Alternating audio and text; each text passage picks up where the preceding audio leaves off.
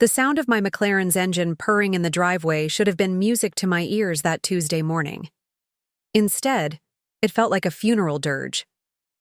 Mom stood on the front porch, arms crossed, her expression colder than a Denver winter.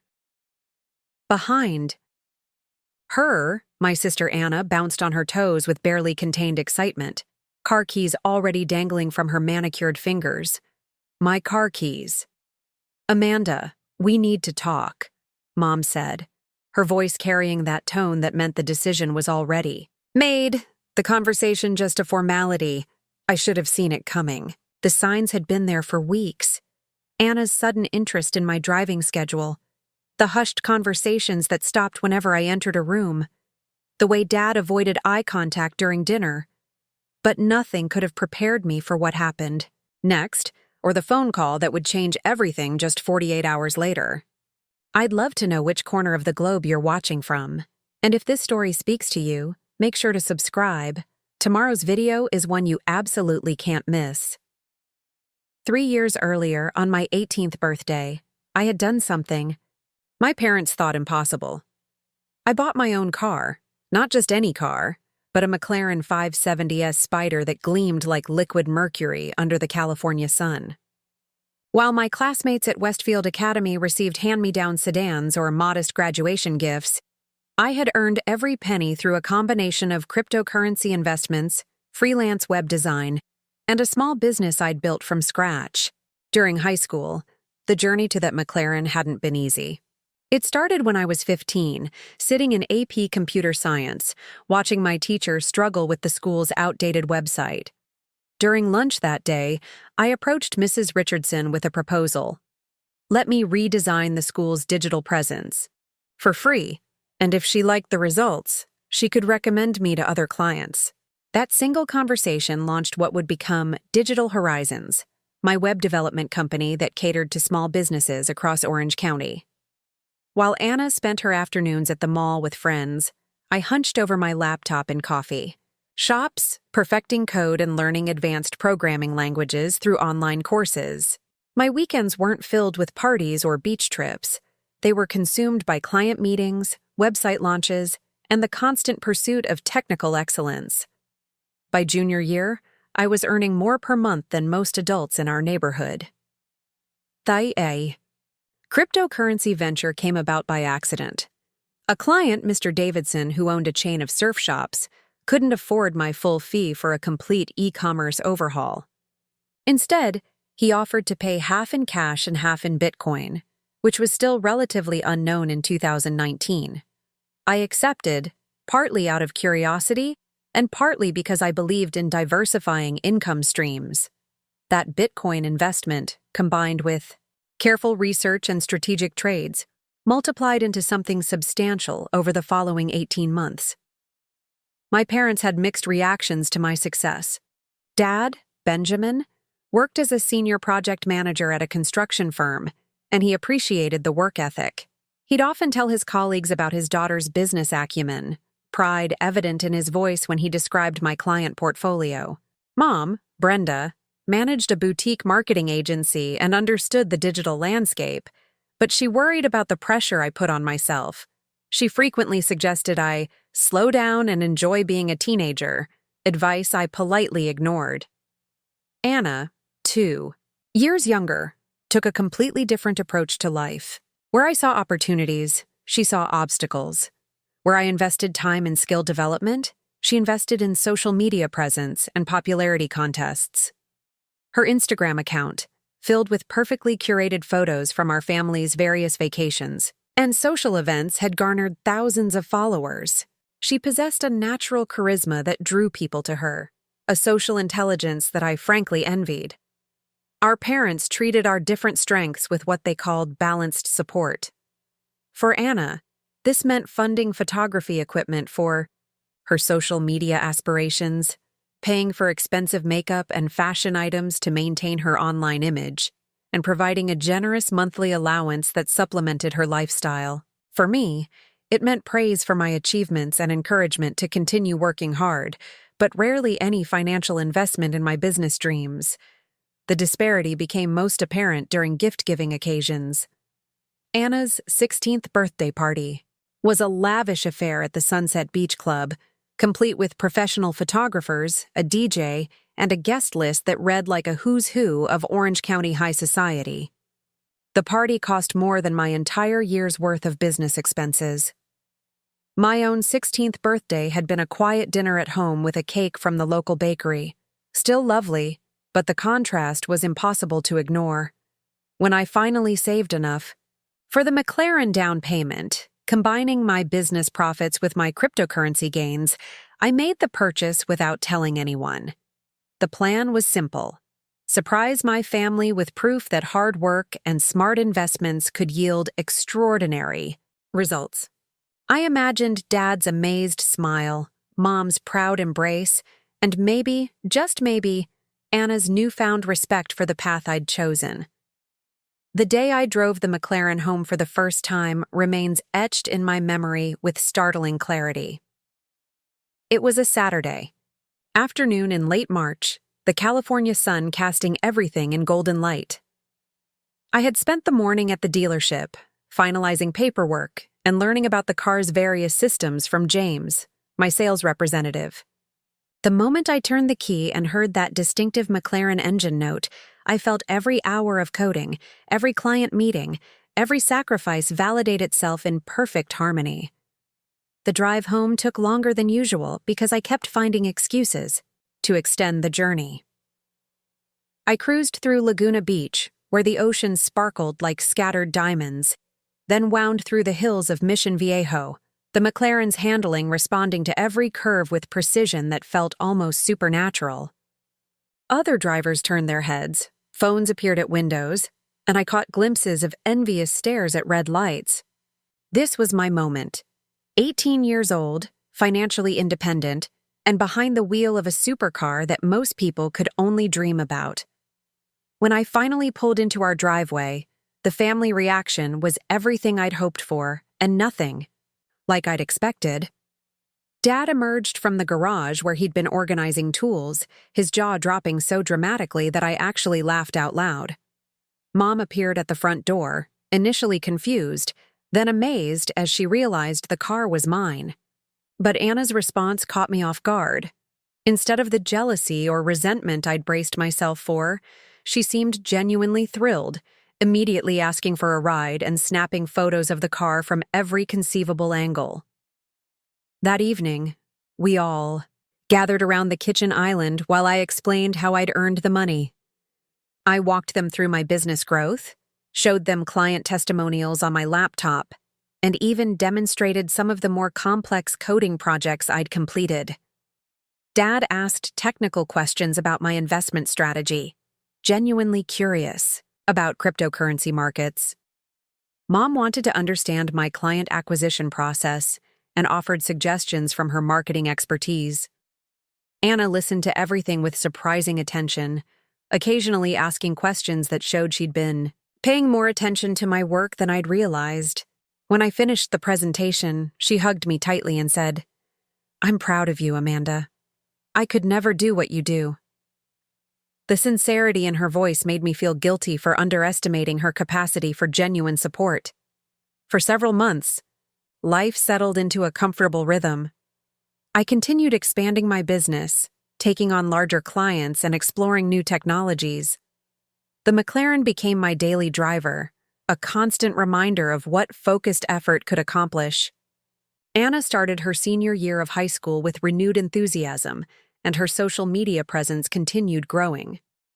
She even began featuring my car in some of her posts, always crediting my hard work and business success in the captions. But family dynamics are never as simple as they appear on the surface.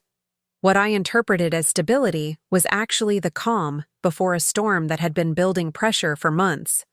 Anna's increasing social media success had attracted attention from talent agencies and brand partnership opportunities. The problem was that most of these opportunities required significant upfront investments: professional photo shoots, high-end wardrobe pieces, travel to events and meetings. Mom and Dad, recognizing Anna's genuine talent and the potential for her social media presence to become a legitimate career, wanted to support her dreams the same way they'd verbally supported mine. The difference was that my path had been self-funded from the beginning, while Anna's required family financial backing at a crucial moment when several major opportunities were time-sensitive. The first hint of what was coming occurred during a family dinner in early October. Anna had been unusually quiet, picking at her pasta while the rest of us discussed weekend plans. Finally, she looked up and said, "I got offered a brand partnership with Revolve. It's a 6-month contract, but I need to be in LA for a photo shoot next week, and I don't have reliable transportation." The statement hung in the air like a question that nobody wanted to answer directly. Anna had her license but drove an older Honda Civic that Dad had helped her buy with summer job money. The car was perfectly functional for school and local errands, but it hardly projected the image that high-end fashion brands expected from their ambassadors. Mom set down her fork carefully. "What kind of transportation would you need?" "Something that fits the brand image," Anna replied, her voice smaller than usual. "The other girls they work with drive nice cars. It's part of the whole lifestyle they're selling." Dad leaned back in his chair, processing the implications. "Anna, we want to support your goals, but we're not in a position to buy you a luxury car right now." "I know," Anna said quickly. "I'm not asking for that. I just need something for the important meetings and shoots. Maybe we could work out some kind of sharing arrangement." She didn't look at me when she said it, but everyone else did. The suggestion seemed reasonable on the surface. Siblings sharing vehicles wasn't uncommon, and Anna was asking, not demanding. But something about the timing felt orchestrated, as if this conversation had been rehearsed without my participation. "Amanda," Mom said, turning to me with a smile that didn't quite reach her eyes, "what do you think about helping your sister with this opportunity? It could be temporary, just until she gets established." The question felt loaded with implications I wasn't ready to unpack. On one hand, I understood Anna's position and wanted to support her success. On the other hand, the McLaren represented years of sacrifice and hard work. It wasn't just transportation, it was validation of every choice I'd made since freshman year of high school. "I need to think about it," I said finally. "Can we talk about the details later?" Anna nodded eagerly, relief visible on her face. "Of course, thank you for even considering it." But as the days passed and Anna's opportunity deadline approached, the family conversations became more frequent and more pointed. Mom started emphasizing how sharing resources strengthens family bonds. Dad mentioned how supporting each other's dreams creates mutual success. Even Anna, who had initially approached the subject delicately, began making casual comments about how the McLaren spent most of its time parked in the garage while she had urgent business needs. The pressure intensified when Anna received a second brand partnership offer, this one even more lucrative than the first. The company wanted to feature her in a lifestyle campaign that would require several Los Angeles shoots over the next month. The potential earnings were substantial, enough to launch her into a completely different tier of social media influence. "This is my big break," Anna told me one evening as we sat on the back patio, watching the sunset paint the sky in brilliant oranges and purples. "I know it's a lot to ask, but I promise I'll take perfect care of your car. And once I start earning real money from these partnerships, I can get my own." A lot of love and effort went into bringing this story to life. If you're enjoying it, we'd be so grateful if you'd subscribe to our channel. Now, back to where we left off. Her earnestness was difficult to resist. Anna had always been the family member who brought lightness and joy to our household. Where I was serious and focused, she was spontaneous and fun. Where I planned every detail, she embraced uncertainty with enthusiasm. Our differences had created a complementary dynamic that worked well, until now, when those same differences were creating conflict. "How long would you need it?" I asked. "Maybe 6 weeks? 2 months at the most. Just until I can establish myself and start earning enough for my own car payment." 6 weeks felt manageable, even though giving up the McLaren for any period of time was painful to contemplate. But Anna's excitement was infectious, and the rational part of my mind recognized that helping her succeed would ultimately benefit the entire family. "Okay," I said finally, "but we need to set some ground rules about maintenance, insurance, and scheduling." Anna's squeal of delight could probably be heard 3 houses away. She hugged me so tightly that I could barely breathe, talking rapidly about photo shoots and business meetings and how grateful she was for my support. That night, I lay awake wondering if I'd made the right decision. The McLaren wasn't just a car. It was a symbol of everything I'd worked to achieve. Giving it up, even temporarily, felt like surrendering a piece of my identity, but family loyalty had always been important to me, and Anna's success would reflect well on all of us. Little did I know that this decision would set in motion a series of events that would test every assumption I'd made about fairness, family, and the true meaning of support. The phone call that would change everything was still 2 weeks away, but the foundation for what was coming had already been laid with that single conversation on the patio. As I finally drifted off to sleep, I told myself that 6 weeks would pass quickly, and soon everything would return to normal. Sometimes the most significant moments in our lives disguise themselves as routine decisions, and we don't recognize their importance until much later, when we're looking back and trying to understand how we arrived at a completely different destination than the one we'd originally planned. The first week of our arrangement went smoothly enough that I began to relax about my decision.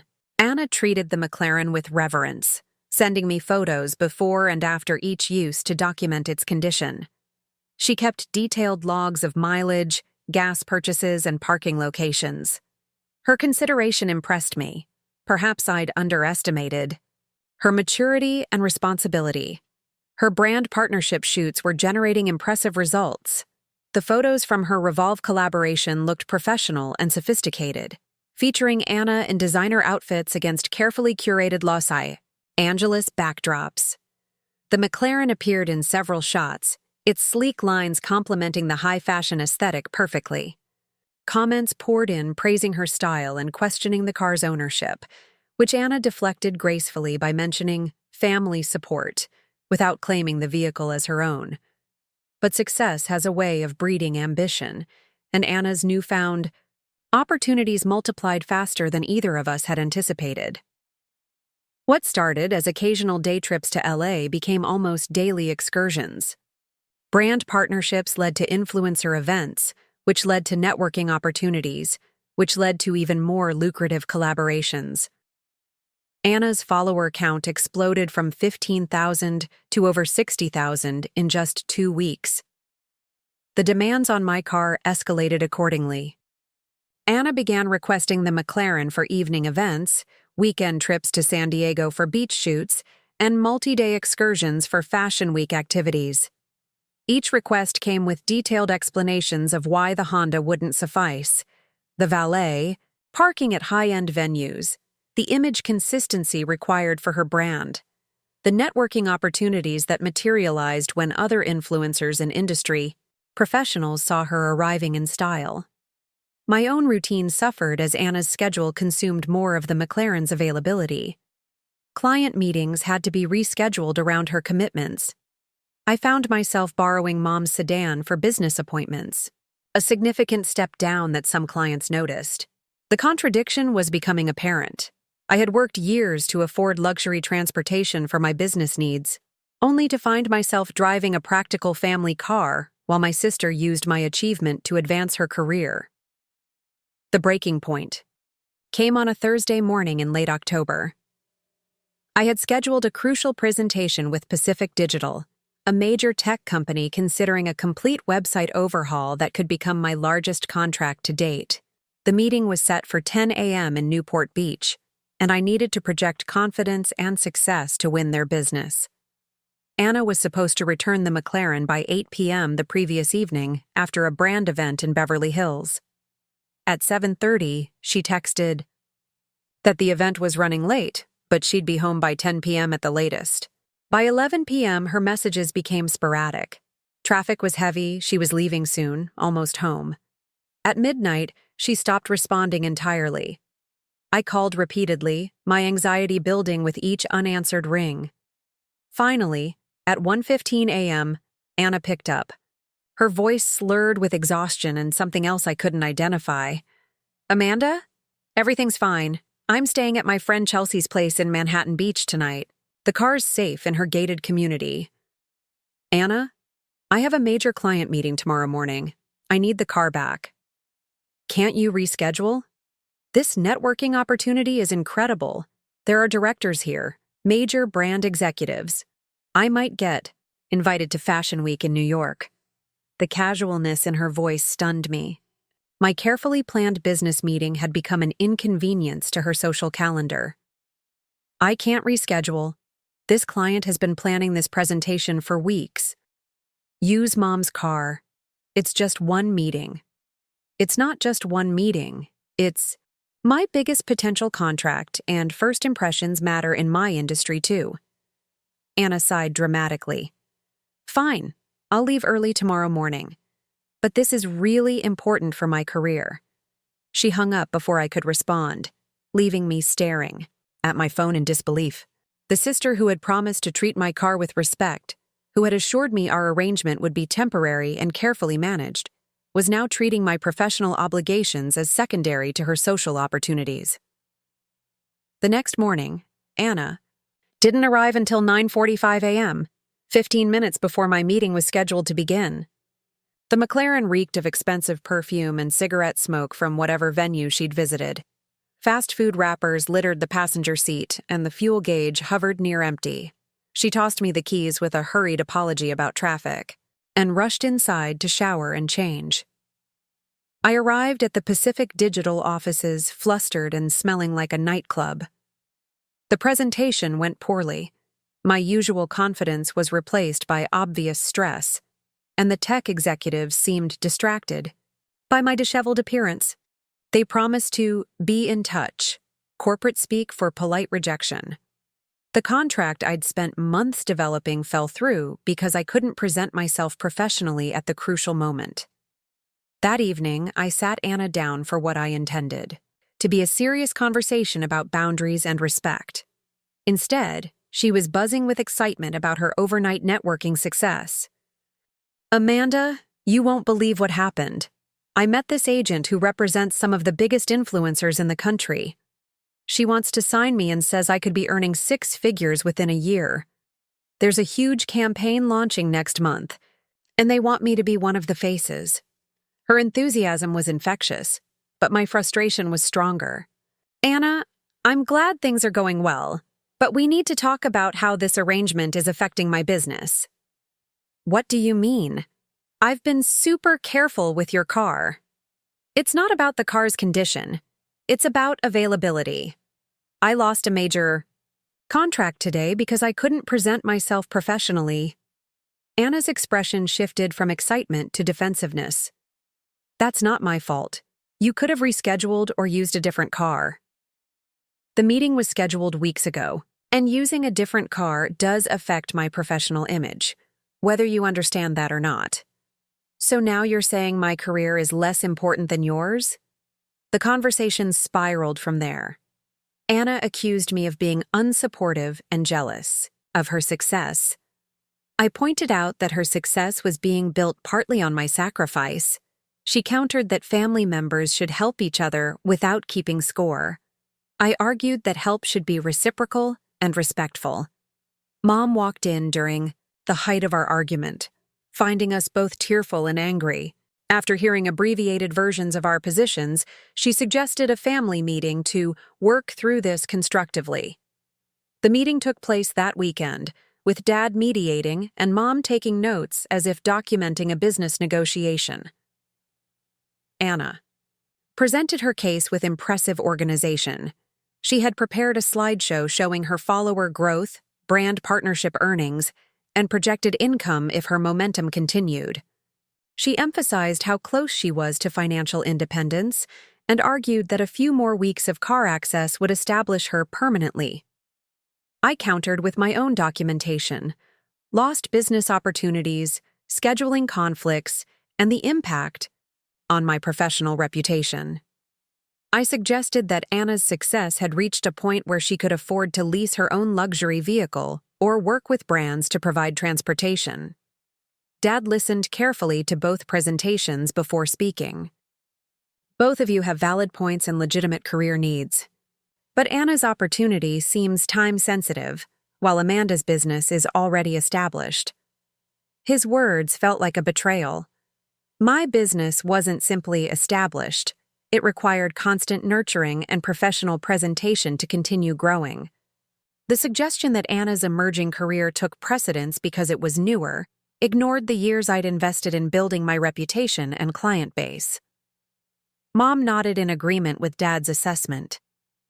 Amanda, you've already proven you can succeed. Maybe this is an opportunity to help Anna reach the same level. How long? I asked, feeling cornered but still hoping for a reasonable timeline. Anna glanced at her parents before answering. The agent thinks it will take about 3 months to really establish my brand at the next level. After that, I'll definitely get my own car. 3 months had somehow grown from the original 6 weeks, and I suspected it would continue expanding as Anna's opportunities multiplied. But the family consensus seemed clear.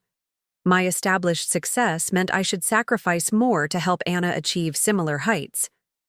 Okay, I said finally, but I need guaranteed access for important business meetings. Of course, Anna agreed quickly. We'll coordinate everything perfectly. But coordination proved more difficult than promises suggested.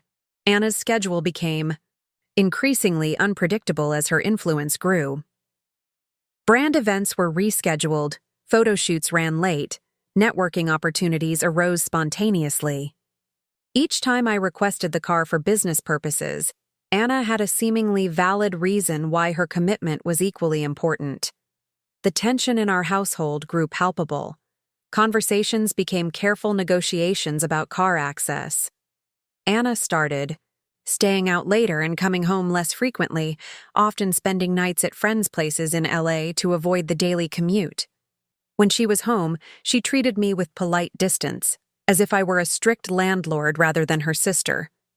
My parents seemed oblivious to the deteriorating dynamic.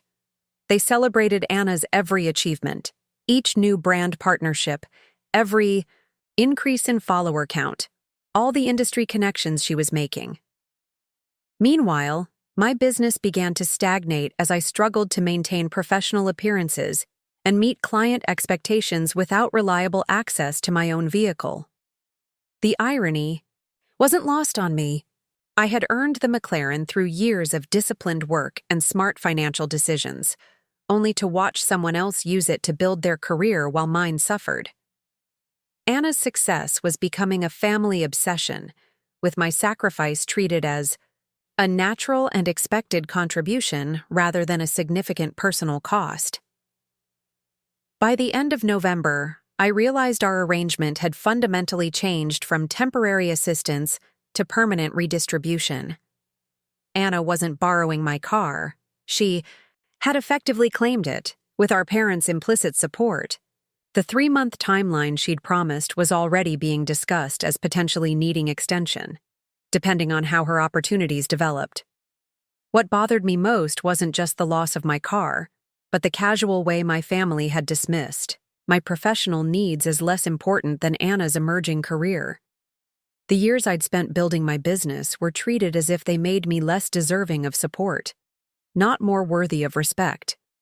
I began researching car rental options for business meetings, calculating the monthly cost of maintaining professional appearances without my own vehicle. The financial impact was significant, but more troubling was the symbolic message that established success meant less family priority than emerging potential. As December approached, I found myself questioning not just our car arrangement, but fundamental assumptions about fairness and family support that I'd never examined before. The phone call that would change everything was still weeks away, but the foundation for transformation was already being laid through these daily compromises and growing resentments. Something had to change, but I couldn't have imagined how dramatically. The situation was about to shift. December brought an unexpected chill to Orange County, and with it, a series of events that would shatter the fragile equilibrium our family had been maintaining. Anna's career trajectory continued its meteoric rise. She had been selected as the face of a major cosmetics brand's holiday campaign, an opportunity that required her to relocate temporarily to Los Angeles for intensive shooting schedules and promotional events. The news arrived during what had become our weekly coordination meetings, awkward family sessions where we attempted to balance Anna's ever-expanding schedule with my increasingly limited business needs. Mom had started treating these meetings like board meetings, complete with printed agendas and action items. The formality felt ridiculous for discussing car sharing between sisters, but it reflected how complicated our simple arrangement had become. The campaign runs from December 15th through January 30th, Anna announced, consulting her phone with the practiced efficiency of someone who had learned to manage multiple commitments simultaneously. I'll need to be available for shoots, promotional appearances, and client meetings throughout that period. Dad looked up from his notepad where he'd been tracking mileage and gas expenses. That sounds like you'll need the car almost full-time. Pretty much, Anna confirmed. But this is huge, the biggest opportunity I've had so far. The contract alone will cover a luxury car lease for the entire next year. I felt something cold settle in my stomach. What about my business commitments? I have 3 major project launches scheduled for January. Anna's expression tightened almost imperceptibly. Can't those be handled remotely? Most of your work is digital anyway. The dismissive tone in her voice sparked anger that I'd been suppressing for weeks. Client relationships require face-to-face meetings. Professional presentation matters in my industry just as much as yours. But this is temporary, Mom interjected smoothly. Amanda, once Anna establishes herself, she'll get her own transportation. This campaign could be the breakthrough that makes that possible. The word temporary had lost all meaning in our family vocabulary. What started as a 6-week favor had stretched into a 3-month commitment, which was now becoming an indefinite arrangement. I was beginning to understand that temporary was simply code for until Anna no longer needs it, with no consideration for when I might need it back. I've been patient, I said, trying to keep my voice level.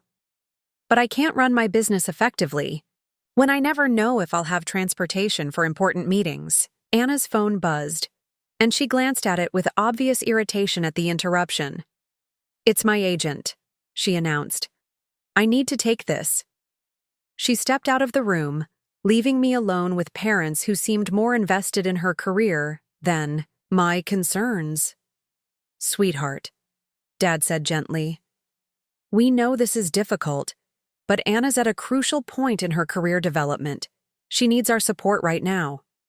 What about my career development? I've been building my business for 3 years, and now it's suffering because I can't maintain professional standards. Mom reached across the table and patted my hand. Your business is already successful. You've proven you can make it work. Anna's just starting out and needs every advantage she can get. The logic felt fundamentally flawed. Success shouldn't be punished with reduced support. It should be rewarded with recognition and respect. But pointing this out to parents who had already made their decision seemed futile. Anna returned from her phone call with news that escalated everything to a new level of complexity. That was incredible, she said, practically glowing with excitement. They want me for the Super Bowl commercial. It's a 30-second spot that will air during the game, plus a whole digital campaign. But I need to be in LA tomorrow for the initial meeting. The timing couldn't have been worse. I had a presentation scheduled for the next afternoon with Meridian Corp, a Fortune 500 company considering a complete digital transformation project. The contract would be worth more than Anna's entire year of brand partnerships combined, and I'd been preparing for months. I need the car tomorrow, I said firmly. This meeting could change my entire business trajectory. Anna's excitement faltered. But this is the Super Bowl. Do you know how many people will see this commercial? This could launch me into the top tier of influencers. And my meeting could establish me as a major player in corporate digital consulting. We stared at each other across the kitchen table, two sisters with legitimate professional needs that had become mutually exclusive. The McLaren sat in the driveway, a beautiful catalyst for family discord that neither of us could fully claim anymore. Mom cleared her throat. Maybe we need to think creatively about solutions. Like what? I asked, though I dreaded the answer. Well, you could rent a luxury car for your meeting. It's just one day, and the expense would be tax-deductible for your business. The suggestion hit me like a physical blow. I should rent a car to attend a business meeting while my sister uses my car. The car I had earned through years of work to advance her career. The inequity was so blatant that I couldn't believe it was being proposed with a straight face. Or, Dad added, Anna could take you to your meeting and wait outside, then continue to LA afterward. Anna shook her head immediately. The LA meeting is at 2 p.m., and it's a 2-hour drive. That wouldn't work with Amanda's timing. I realized at that moment that we weren't having a negotiation. We were having a formality. The decision had already been made in favor of Anna's opportunity, and my parents were simply going through the motions of appearing to consider my needs. Fine, I said, standing up from the table. I'll figure something out. Anna looked relieved. Thank you, Amanda. I promise I'll make this up to you once I'm established. That night, I lay awake calculating the cost of car rentals for business meetings, wondering how long I could maintain professional appearances while subsidizing my sister's career. The financial impact was becoming significant. Luxury car rentals, lost business opportunities, the intangible cost of appearing less successful to clients and colleagues. The next morning brought a series of small disasters that felt like cosmic commentary on our family's priorities. Anna left early for her LA meeting, taking my carefully maintained McLaren on what would become a 2-day excursion. I arranged for a rental car, only to discover that the luxury vehicle I'd reserved had been given to another customer due to overbooking. The replacement was a standard sedan that, while functional, projected none of the success and sophistication that had become essential to my professional image. The Meridian Corp meeting went better than expected despite my transportation challenges, but I couldn't shake the feeling that arriving in a rental car had subtly undermined my credibility. Corporate executives noticed details like vehicle choice, office presentation, and personal branding, elements that contribute to their confidence in a consultant's capabilities. Meanwhile, Anna's LA meetings were generating social media content that showcased my McLaren prominently. Her Instagram stories featured the car parked outside trendy restaurants, luxury hotels, and industry offices. Comments from her followers praised her incredible car and asked about her amazing lifestyle. She had become, in the public eye, the McLaren's owner rather than its borrower. The transformation was complete when Anna's agent suggested that the car had become part of her brand identity. Your followers associate you with luxury and success, she explained during a call that I overheard. The McLaren is integral to that image. You might want to consider making it a permanent part of your brand presentation. That evening, Anna returned from LA with news that the Super Bowl commercial opportunity had led to 3 additional campaign offers. Her career momentum was undeniable, and her financial prospects were becoming genuinely impressive. But her success was now inextricably linked to my sacrifice, a connection that felt increasingly unfair. I think we need to have a serious family discussion, I told my parents after Anna went to bed. This arrangement isn't working for me anymore. Dad looked up from his evening newspaper. What specifically is the problem? The problem is that I earned that car through years of work, and now I'm being treated like I'm selfish for wanting to use it for my business. Mom set down her book. Nobody's calling you selfish, Amanda. We're just asking for patience while Anna establishes herself. How long is establishing herself supposed to take? It's been 3 months already, and now she's talking about needing the car through the end of next year. These opportunities don't come around often, Dad said. Anna needs to capitalize on them while she can. And what about my opportunities? What about my business that's actually generating consistent income right now? The conversation continued in circles, with my parents emphasizing Anna's potential while minimizing my current success. I went to bed that night feeling more isolated and frustrated than ever, unaware that in just 48 hours, everything would change in ways I couldn't have imagined. The phone call that would transform our entire family dynamic was still 2 days away, but the foundation for that transformation had been laid through months of accumulating resentment and unaddressed inequities. Sometimes the most significant changes begin not with dramatic events, but with the gradual erosion of relationships and the slow buildup of pressure that eventually demands release. The call came at 3:47 a.m. on a Wednesday, jarring me from restless sleep with its insistent electronic chirping. The number on my phone screen was unfamiliar, a Los Angeles area code that immediately sent ice through my veins. Anna had been in the city for 4 days, living out of luxury hotels while filming promotional content for her expanding portfolio of brand partnerships. "Is this Amanda Rodriguez?" The voice was professional, clinical, in the way that emergency responders learn to deliver devastating news without inflection. "Yes. Who is this?" "This is Officer Martinez with the LAPD.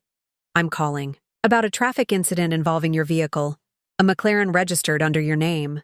The world seemed to tilt sideways. "Is my sister okay?" "Anna Rodriguez, she was driving it. She's been transported to Cedars-Sinai Medical Center with non-life-threatening injuries. But I need to inform you that your vehicle was involved in a collision at the intersection of Sunset and Vine. The other driver is claiming reckless driving, and there are witnesses who support that account." My hands shook as I grabbed a pen and paper, writing down details that didn't seem real. Hospital room numbers, case report numbers, insurance claim procedures, mundane bureaucracy attached to what felt like a nightmare scenario.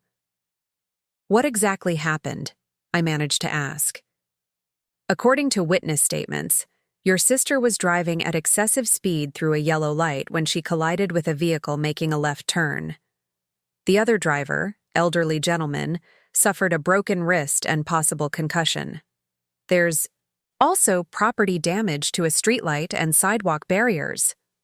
The officer's words continued, but I was already calculating implications that went far beyond physical damage. Anna's reckless driving in my car, my insurance premiums, potential lawsuits, the damage to both our reputations if this became public. Everything I'd worked to build could be threatened by someone else's poor decisions made while using my property.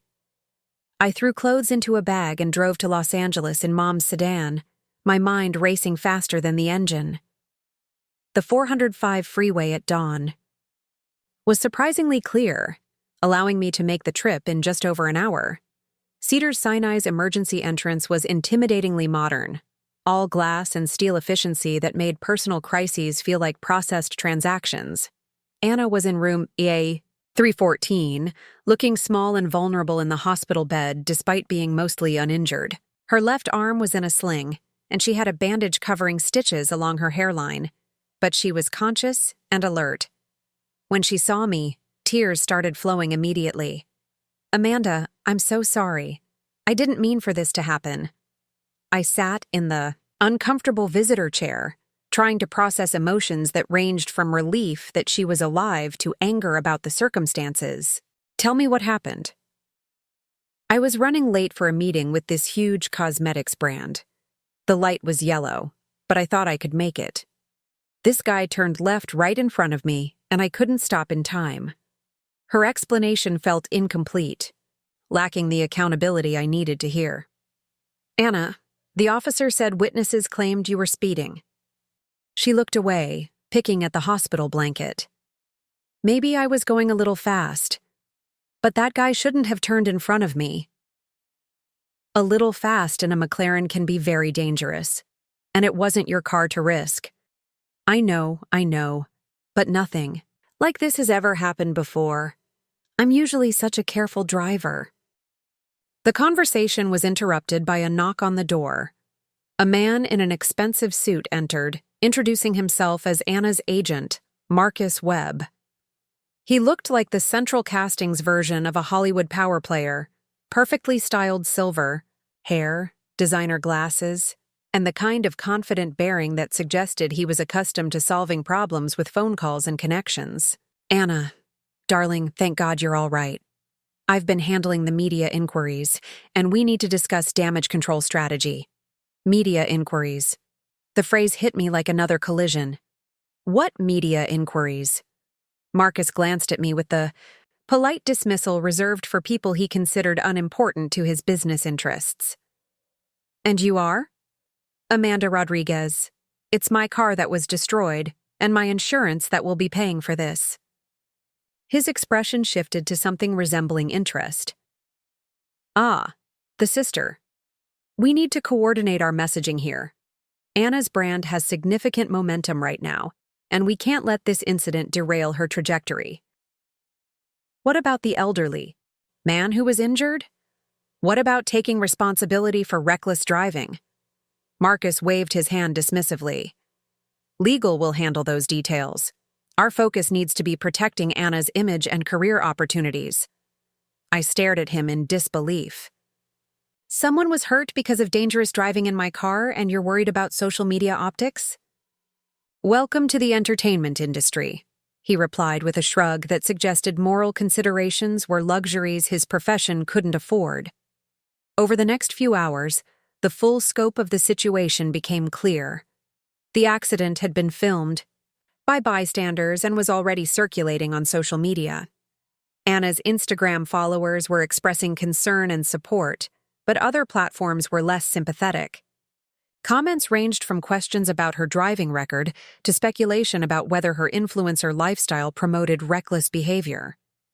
The elderly man Anna had collided with was named Robert Chen, a retired teacher who had been driving to visit his grandchildren when the accident occurred. His family was understandably upset, and initial discussions with their attorney suggested they were considering both insurance claims and potential legal action.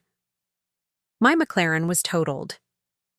The impact had crumpled the front end beyond economical repair, and even if insurance covered replacement value, the process would take months. The car that had represented years of hard work and financial discipline was now twisted metal in a towing yard, destroyed by someone else's impatience and poor judgment. But the financial implications were only part of the crisis. Anna's accident had created a public relations nightmare that threatened to damage both our reputations. Social media investigators had quickly identified me as the car's owner, leading to speculation about our family's wealth and lifestyle. Comments criticized everything from our privilege to our responsibility as role models. Mom and Dad arrived at the hospital that afternoon, their faces etched with worry and exhaustion. The family meeting that followed took place in the hospital cafeteria, a surreal setting for discussing the collapse of our carefully maintained arrangements.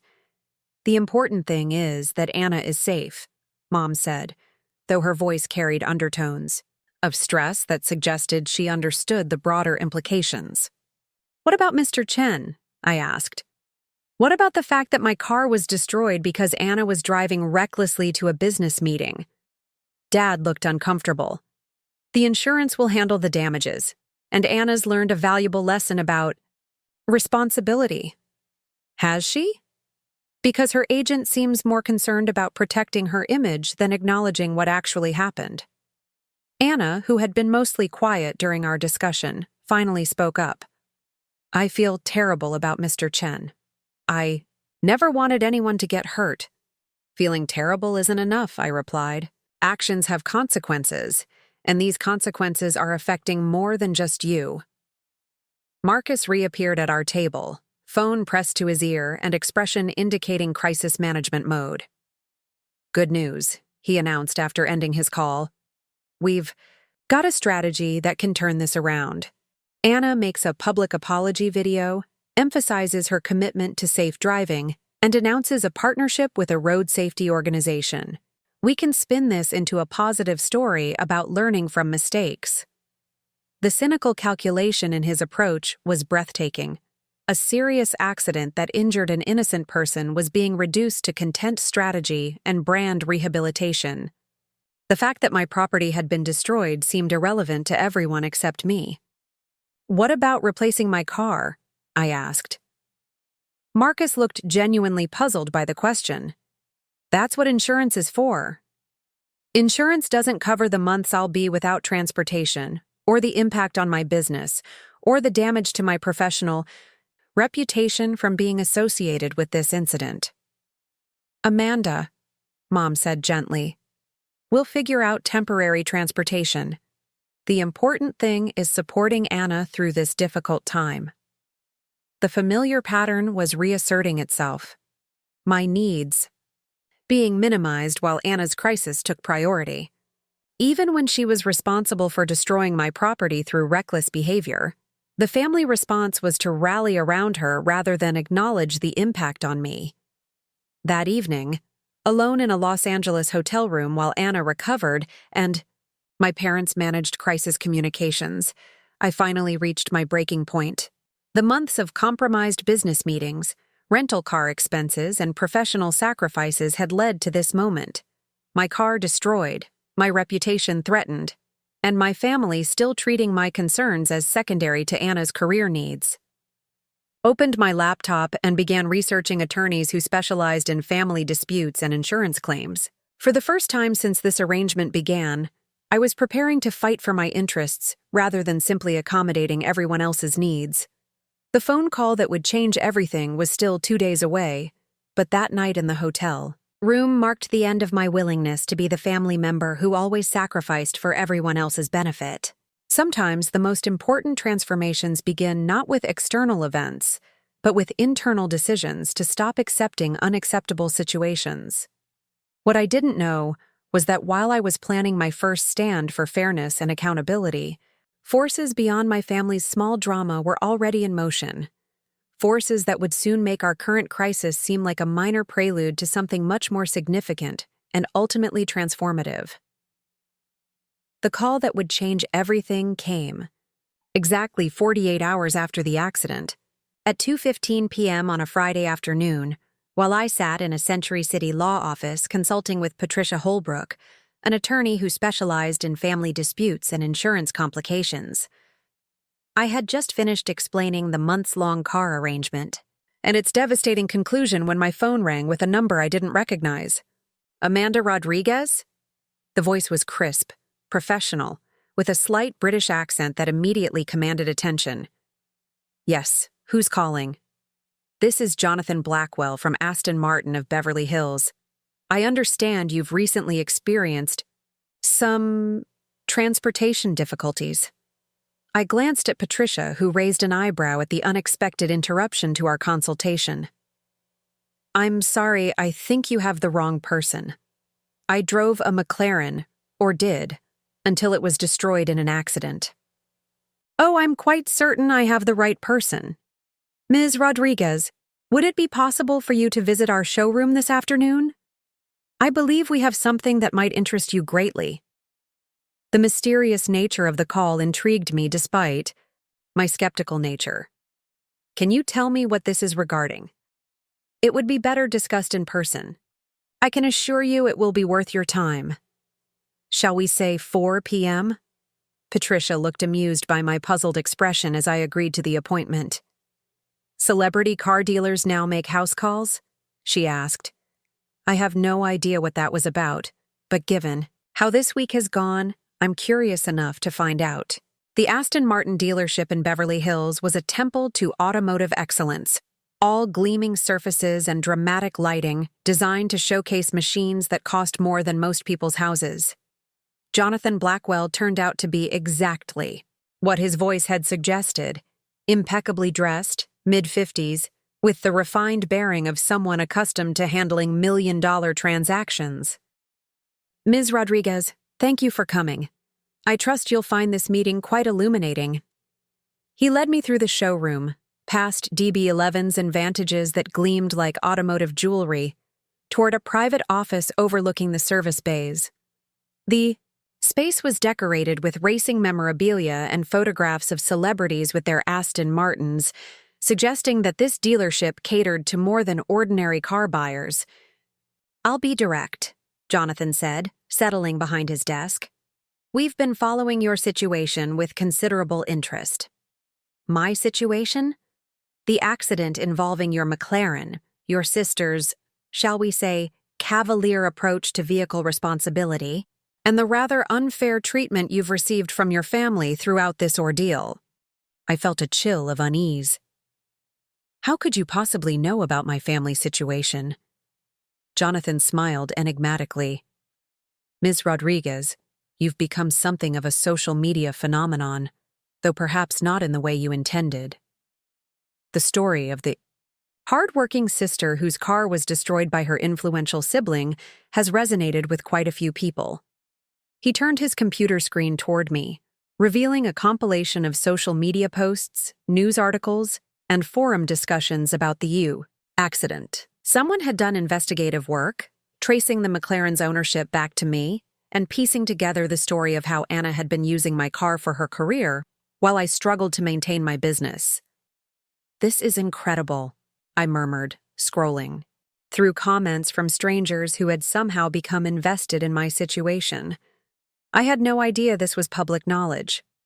The internet has a remarkable ability to uncover injustice, particularly when it involves family dynamics and questions of fairness. Your story has struck a nerve with people who feel they've experienced similar treatment, but I still don't understand why you're telling me this. Jonathan's smile broadened. Because, Ms. Rodriguez, you've caught the attention of someone very special. Someone who believes in rewarding hard work and punishing those who take advantage of others' generosity. Before I could ask what he meant, the office door opened and a woman entered who made the room feel suddenly smaller through sheer presence. She was perhaps 60, silver-haired, wearing a perfectly tailored suit that probably cost more than my monthly business revenue. Everything about her radiated wealth and power. "Amanda," she said, extending a hand. "I'm Victoria Ashworth." The name hit me like electricity. Victoria Ashworth was a legend in business circles. A self-made billionaire who had built a technology empire from nothing, known for her philanthropic work and her particular interest in supporting young entrepreneurs who had been overlooked or underestimated by traditional systems. "Ms. Ashworth, this is unexpected. I imagine it is. Please sit down. We have much to discuss." She settled into the chair across from me with the fluid grace of someone accustomed to commanding boardrooms and making decisions that affected thousands of lives. Her presence was intimidating, yet somehow reassuring, like being in the presence of a force of nature that happened to be benevolent. "I've been following your story since the accident made news," she began. "Not the superficial version that focuses on your sister's career or the dramatic crash, but the real story, the one about a young woman who built a successful business, through determination and intelligence, only to watch her family prioritize someone else's dreams over her achievements. I don't know what to say." "You don't need to say anything yet. You need to listen." Victoria's voice carried the authority of someone accustomed to being heard.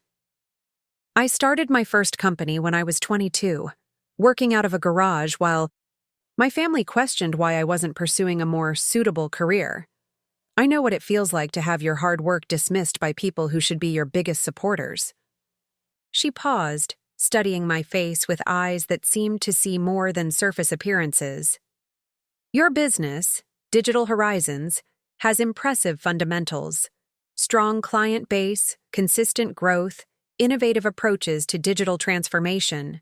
You've built something substantial. You've researched my company? Thoroughly. Which is why I'm here with a proposition that I think will interest you greatly."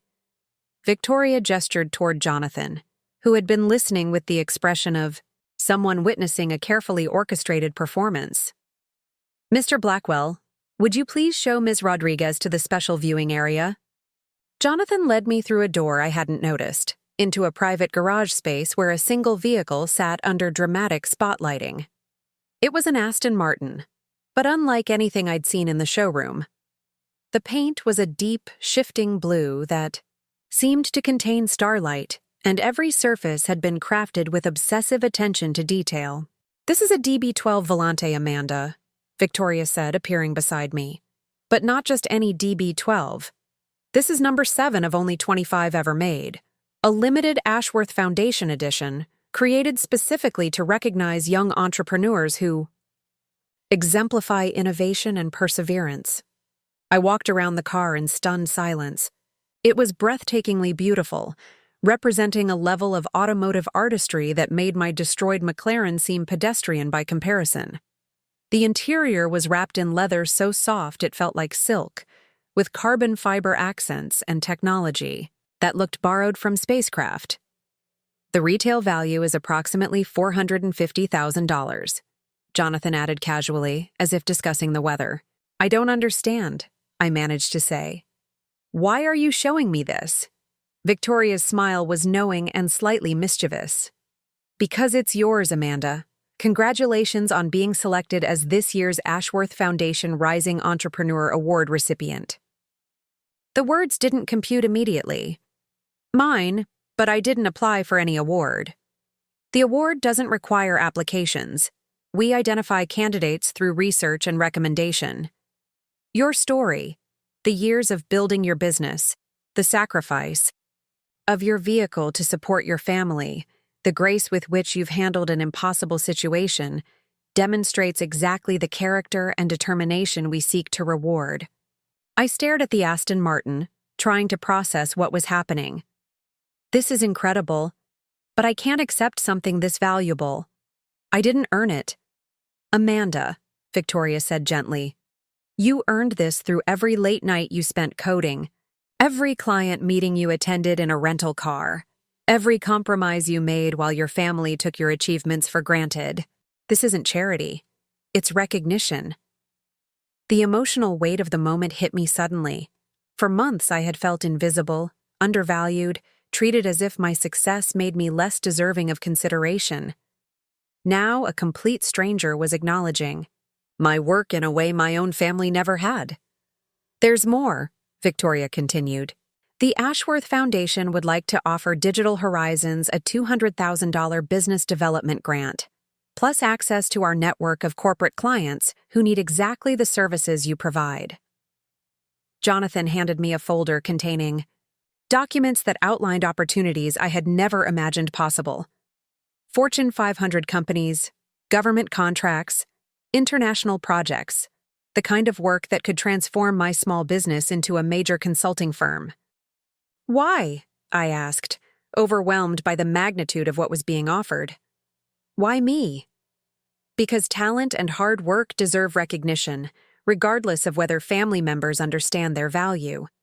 Because young women who build successful businesses, while supporting ungrateful relatives, need advocates. And because sometimes the universe provides justice when human systems fail. Victoria checked her watch. A platinum piece that probably cost more than most cars. The car and the grant come with one condition. You must use them to continue growing your business and never again allow anyone to take advantage of your generosity without reciprocation. I looked at the Aston Martin, then at the business development documents, then at Victoria Ashworth, a woman who had somehow appeared in my life at the exact moment when I needed validation most.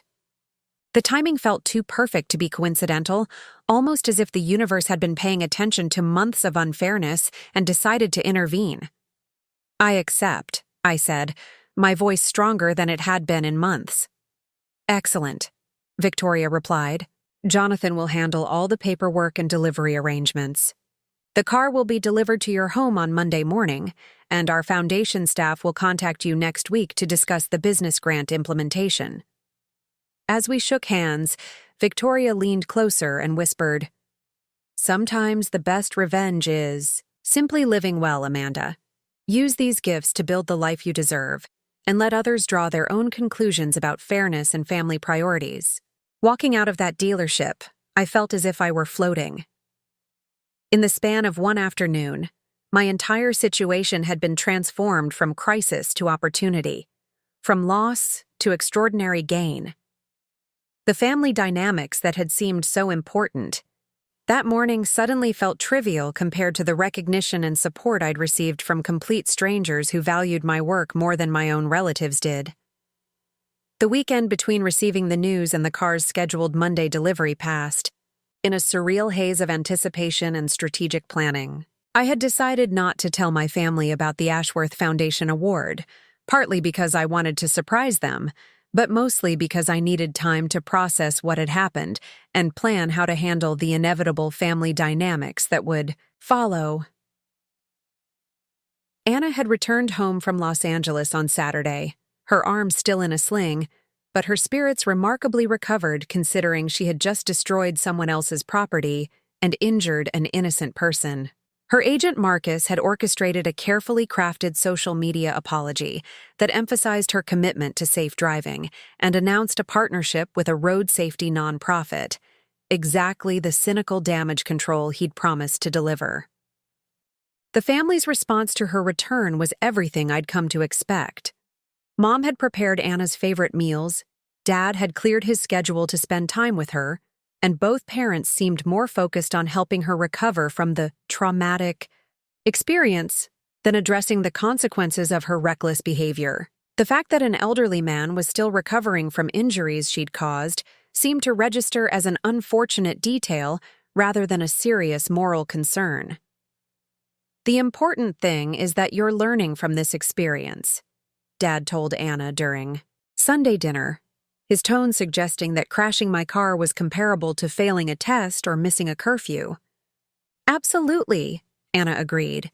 "Marcus says this could actually strengthen my brand by showing that I'm human and can grow from mistakes." The casual way she reduced Mr. Chen's injuries and my financial losses to content strategy made my stomach turn.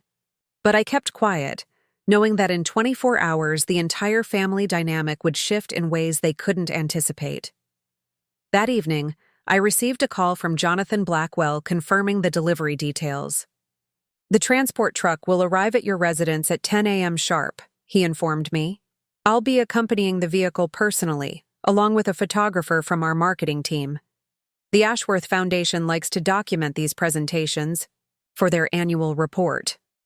"Will there be any media attention?" I asked, suddenly concerned about privacy. "Nothing beyond what you're comfortable with. However, given the public interest in your story, there may be some social media coverage. The foundation finds that positive stories like yours help inspire other young entrepreneurs." After hanging up, I spent the evening researching more about Victoria Ashworth and her foundation. What I discovered was remarkable. She had a 30-year history of identifying overlooked talent and providing life-changing opportunities to people who had been dismissed or undervalued by conventional systems. The entrepreneurs she'd supported had gone on to create companies worth billions of dollars and employ hundreds of thousands of people.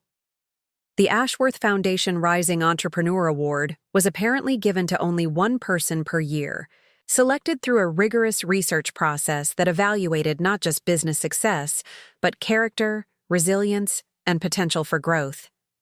Previous recipients had included founders of major tech companies, innovative healthcare startups, and revolutionary green energy firms.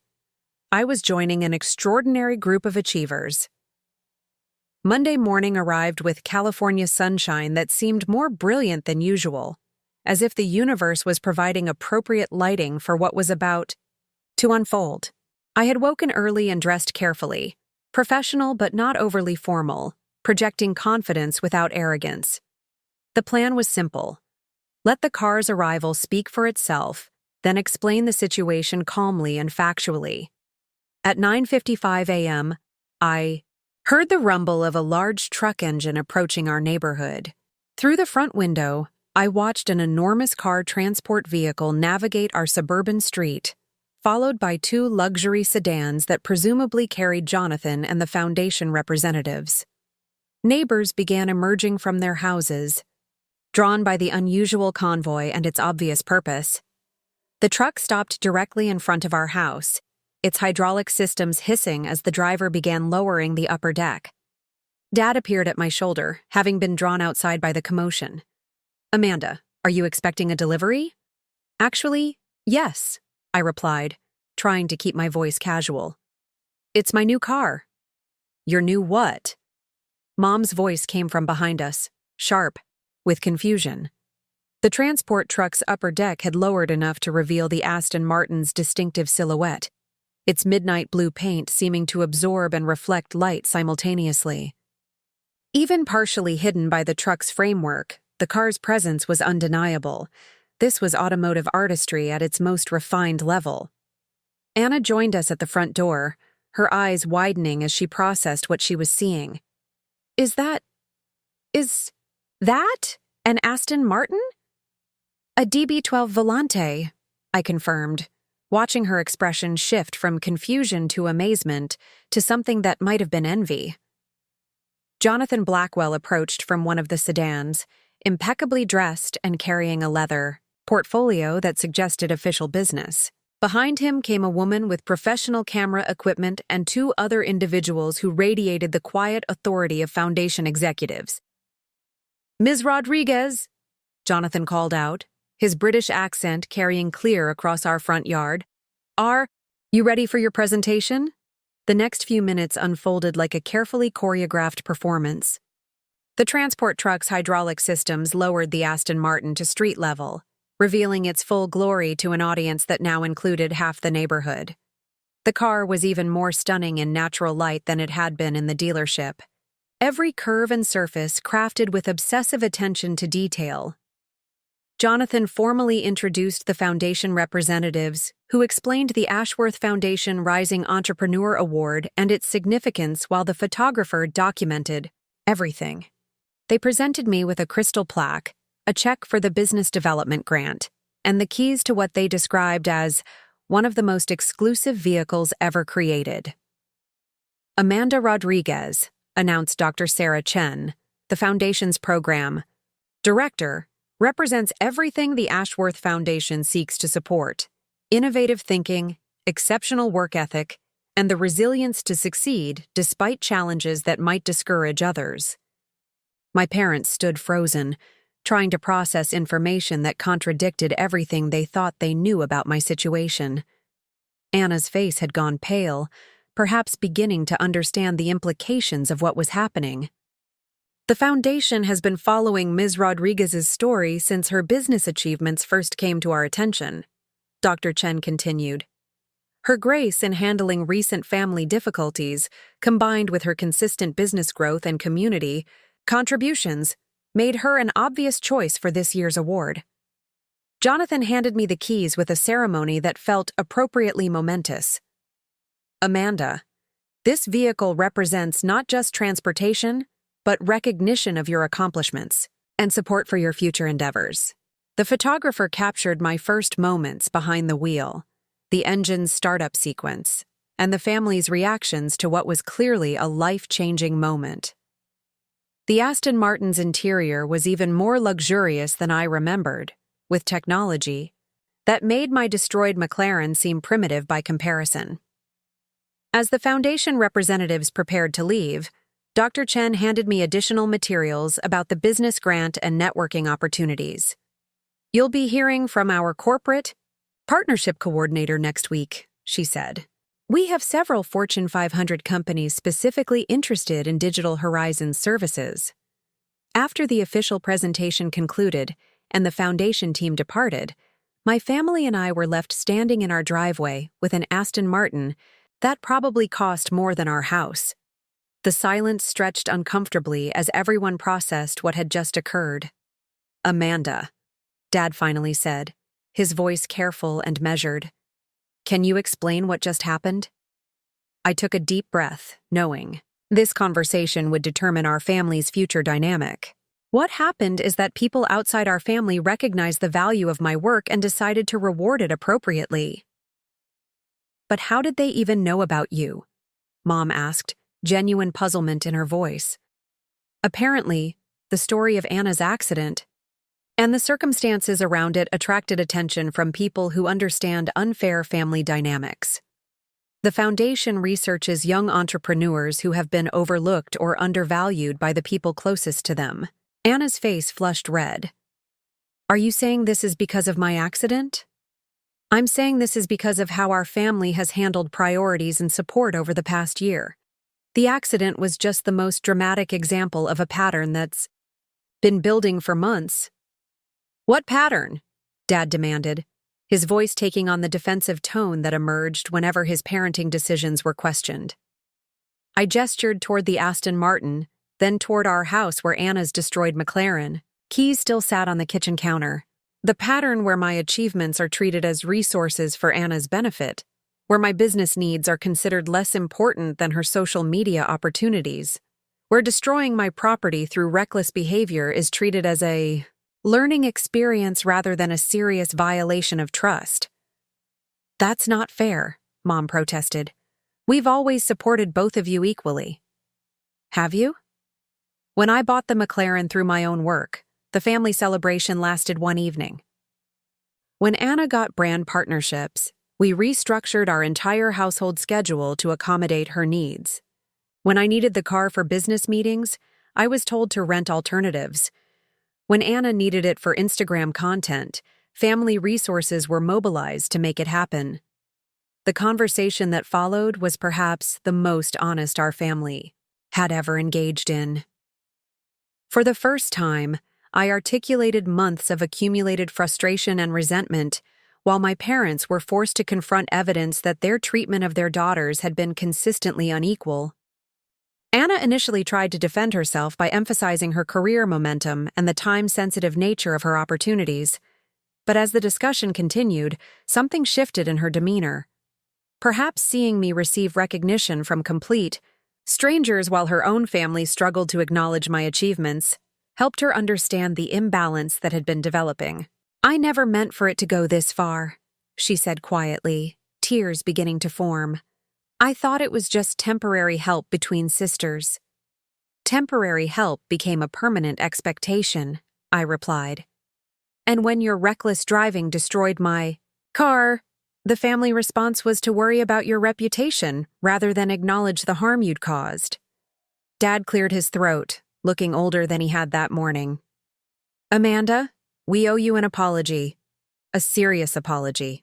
We got caught up in Anna's success and forgot to value your achievements appropriately. It's not just about valuing achievements, I said. It's about basic fairness and respect. I earned that McLaren through years of work.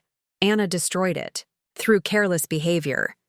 But somehow I'm the one who's been expected to sacrifice while she's been supported and protected. Mom wiped her eyes, mascara smearing slightly. We failed you, sweetheart. We got so excited about Anna's opportunities that we took your stability for granted. The admission was significant, but apologies couldn't undo months of feeling invisible and undervalued. What mattered now was whether my family could learn from this situation and establish healthier dynamics going forward. Anna surprised me by being the first to suggest concrete changes. I want to make this right, she said, her voice stronger than it had been all morning. I'll pay back the insurance deductible for the McLaren, and I'll find my own transportation for business meetings from now on. How? Dad asked practically. Your income is still building. I'll get a regular job to supplement the brand partnerships. I can work retail or food service like Amanda did when she was building her business. It's time I learned what actual work feels like. The suggestion was so unexpected that it caught everyone off guard. Anna, who had coasted on family support and natural charisma for years, was volunteering to experience the kind of grinding, unglamorous labor that had built my business foundation. Are you sure? Mom asked, clearly surprised by this development. I'm sure. I think I need to understand what Amanda went through to appreciate what I've been taking for granted. Over the following hours, we established new family agreements about mutual support, shared resources, and the importance of earning rather than expecting assistance. Anna committed to finding part-time employment while maintaining her social media career. Mom and Dad promised to recognize and celebrate my business achievements with the same enthusiasm they'd shown for Anna's opportunities. The Aston Martin sat in our driveway throughout these conversations, a beautiful reminder that sometimes justice comes from unexpected sources, but more importantly, it had served as a catalyst for family conversations that were long overdue. That evening, as the neighborhood settled into routine dinner preparations, I sat behind the wheel of my new car and called Victoria Ashworth to thank her personally for the life-changing recognition. "Amanda?" Her voice carried warmth and satisfaction. "I trust the delivery went well? Better than I could have imagined. It's forced some important family conversations that needed to happen."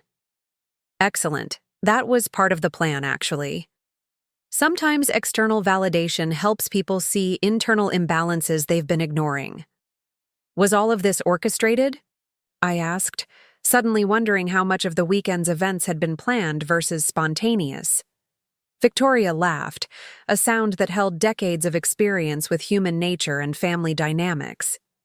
"Let's just say the Foundation has learned that recognition is most meaningful when it addresses broader issues than just individual achievement.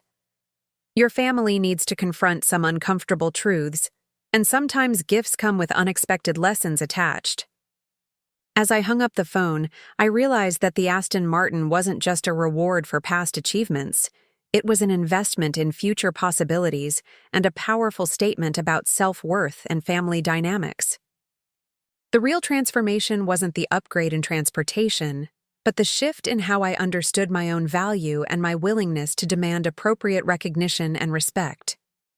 The story was far from over, but for the first time in months, I felt like I was driving toward a future where my achievements would be celebrated rather than exploited, and where family support would flow in both directions rather than being treated as a one-way obligation. 6 months later, I pulled into the parking lot of Meridian Corp's headquarters in my Aston Martin, preparing for what would be the most significant business presentation of my career. The irony wasn't lost on me. The company that had originally rejected my proposal when I arrived in a rental car was now seeking Digital Horizons services for a comprehensive digital transformation worth over $2 million. The Ashworth Foundation's business development grant had opened doors I never could have accessed independently. Victoria's network of corporate connections, combined with my proven track record and the credibility that came with foundation endorsement, had transformed my small consulting practice into one of Orange County's fastest-growing technology firms. Digital Horizons now employed 12 full-time staff members, operated from a sleek office space in Newport Beach, and maintained client relationships with Fortune 500 companies across 3 states.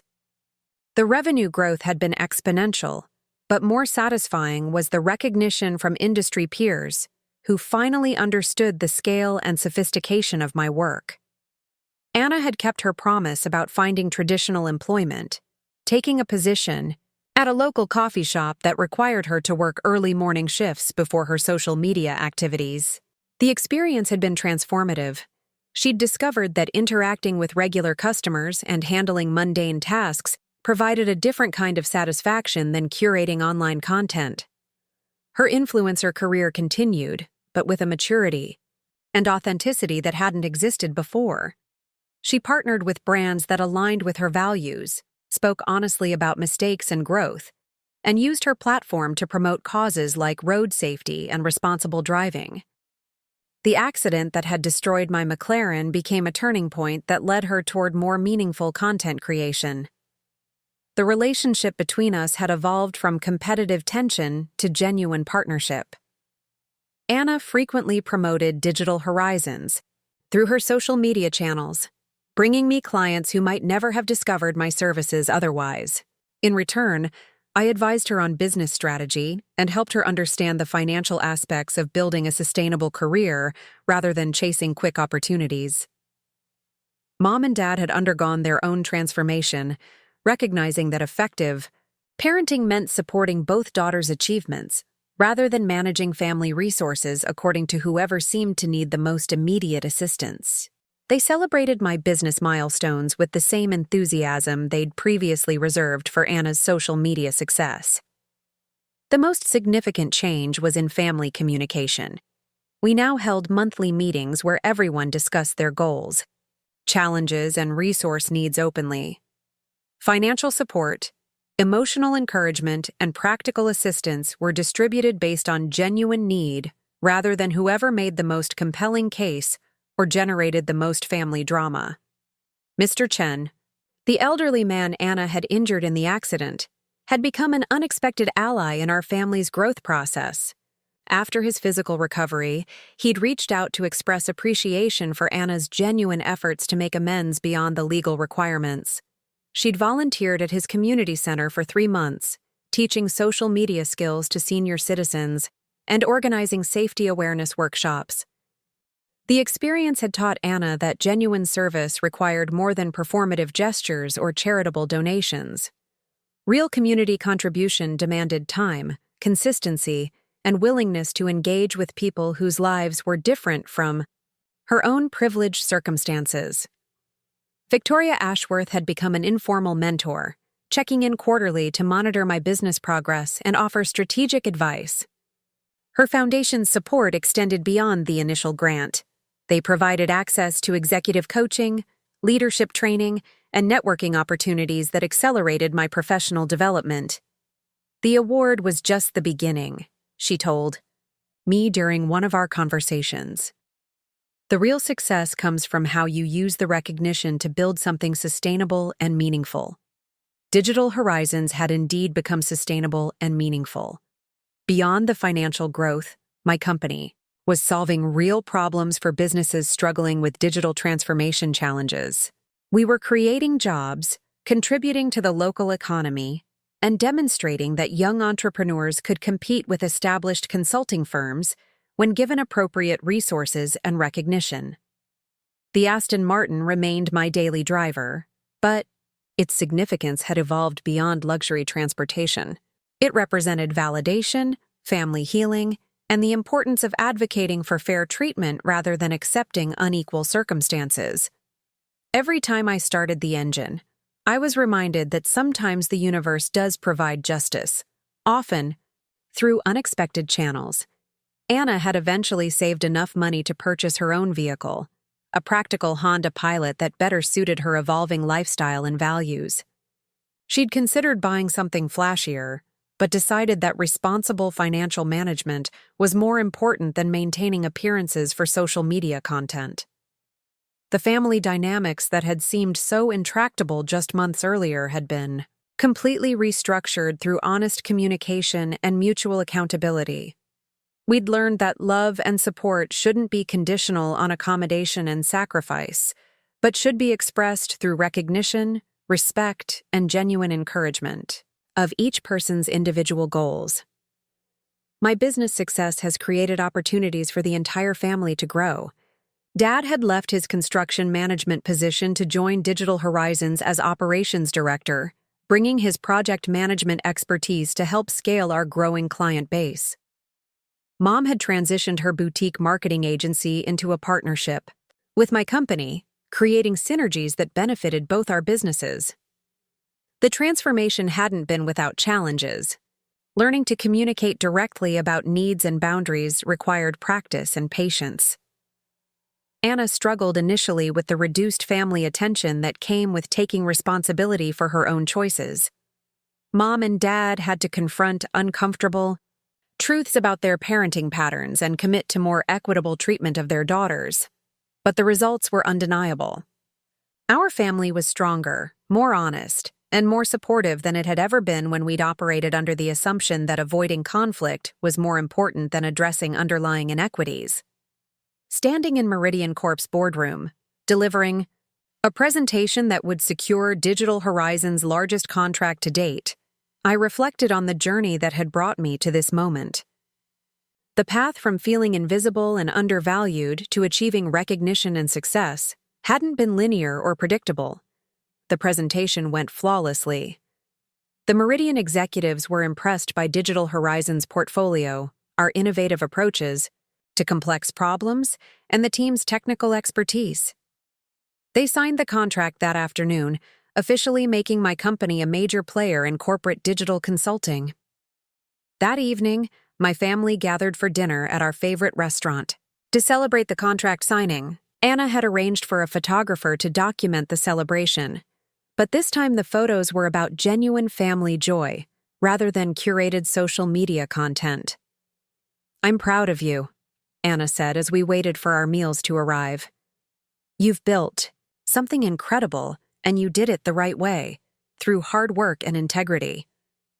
We've all built something incredible, I replied, gesturing around the table. We learned how to be a family that supports everyone's success instead of managing competition between sisters. Dad raised his wine glass in a toast. To second chances, honest conversations, and the wisdom to recognize when we need to change course. To family, Mom added, and learning that love means celebrating each other's achievements instead of taking them for granted. To justice, Anna contributed with a smile, even when it comes in unexpected packages. To new beginnings, I concluded, thinking about the Aston Martin waiting in the parking lot and the bright future ahead for Digital Horizons. As we clinked glasses, I realized that the most valuable transformation hadn't been receiving recognition from strangers or building a successful business. It had been learning to demand respect and fair treatment while maintaining love and connection with family members who'd initially failed to provide either. The Aston Martin had been a catalyst, but the real prize was a family that had learned to value each person's contributions and celebrate everyone's achievements. Sometimes the most important changes happen not through dramatic confrontations, but through patient persistence and the willingness to accept that we deserve better treatment than we've been receiving. 6 months after the lowest point in our family's dynamic, we'd created something stronger and more authentic than what had existed before. The future stretched ahead with possibilities that none of us could have imagined when we were trapped in patterns of unequal support and unacknowledged sacrifice. And that transformation was worth more than any car, no matter how exclusive or expensive it might be. Looking for more?